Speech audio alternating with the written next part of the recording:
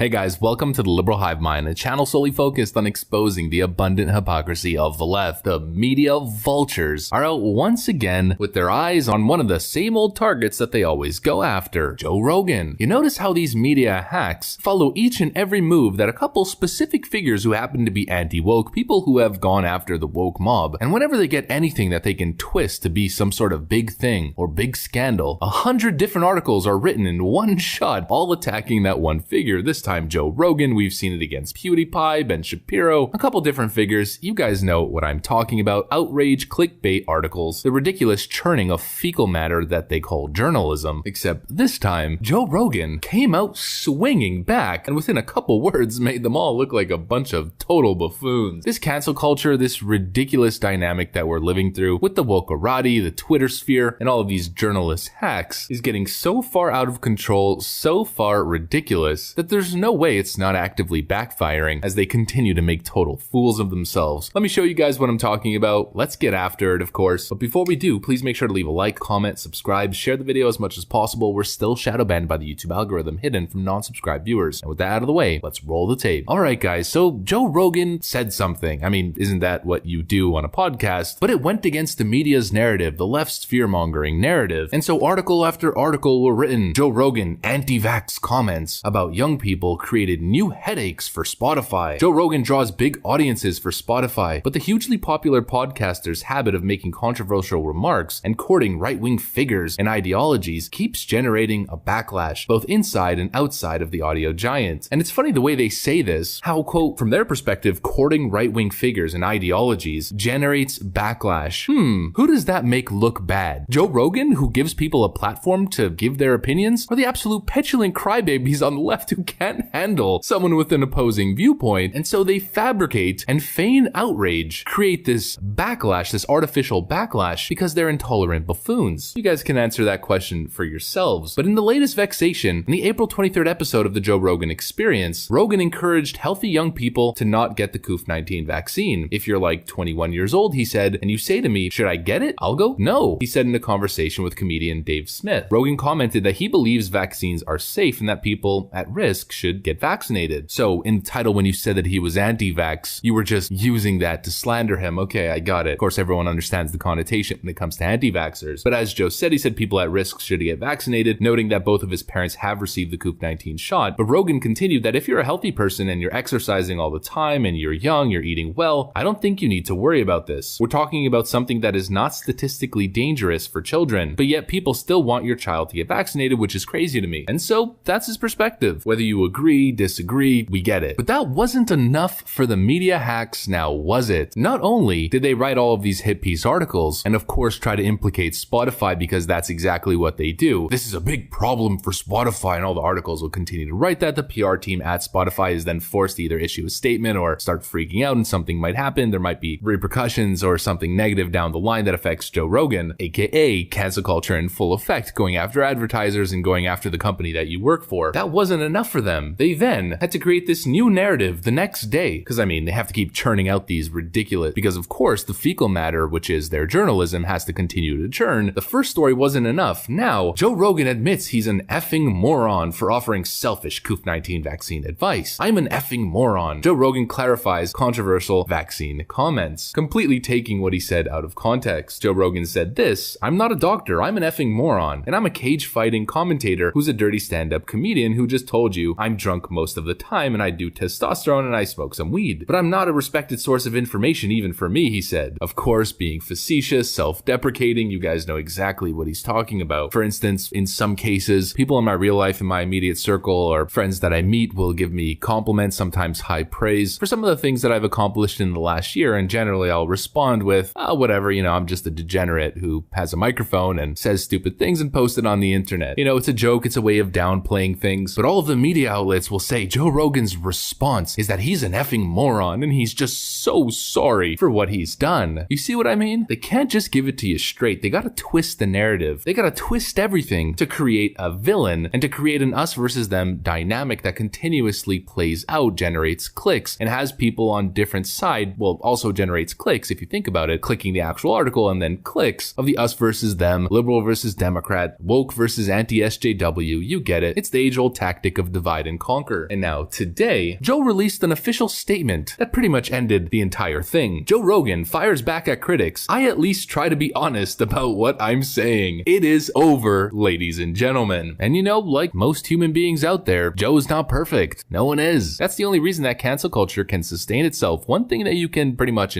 predict is that humans are not going to be perfect. Humans are going to screw up. They're going to say things in imperfect ways. They're going to say things while they're in an emotional state, or they'll misrepresent what they actually mean. And of course, the vultures that are journalists will take advantage of that and be completely dishonest in their representation. But that one sentence alone, that Joe Rogan at least tries to be honest, already makes him so much better than all of these cancel culture vultures that the conversation is basically over right there. They're a deceitful, dishonest, vile, vengeful mob that will stop at nothing to destroy the opposing political end. We see it every single time. They pretend to be tolerant, but they're the most intolerant out there. They are the definition, the textbook definition of bigots, no matter how many times they call the other side bigots. Another good example of that exact idea is Senator Tim Scott, who just gave an address following Joe Biden's congressional address where he essentially called Joe Biden a liar as he continues to divide the country, even though he said he was going to unite the country. Tim Scott also challenging the notion or the idea that America is systemically racist. And so a black man who came from the bottom and rose to being a senator and a great politician, a great Republican, who gets in front of the American people and says how he truly feels in his heart. The Democrats, instead of listening, instead of giving him an ounce of credibility, what do? Well, of course, they attack him with slanderous racial attacks. Senator Tim Scott fires back at progressive racists for calling him an Uncle Tim. How did they refute Tim Scott's argument that America is not systemically racist? Well, with ad hominem racial attacks. There's something backwards about that now, isn't there? The phrase Uncle Tim trended on social media as liberal commentators accused Scott, who's black, of being a race traitor subservient to his white masters. And it's funny how white people are the ones who are calling him out on that. White people applying social pressure, despicable social pressure, on an independent man who's accomplished so much in his own life, pressuring him with this ridiculous idea that he's some sort of race traitor. If anything, what's great about Tim Scott is that he is not subservient to his quote white master. Let's put the whole thing into perspective. Watch. The View's Joy Behar says Tim Scott doesn't understand systemic racism. Joy Behar lecturing Tim Scott about systemic racism. If that doesn't create the contrast, if that doesn't paint the picture that I'm trying to paint, then the only person who could possibly explain this is actually Malcolm X. And so let's just let him do it. There are many whites who are trying to solve the problem,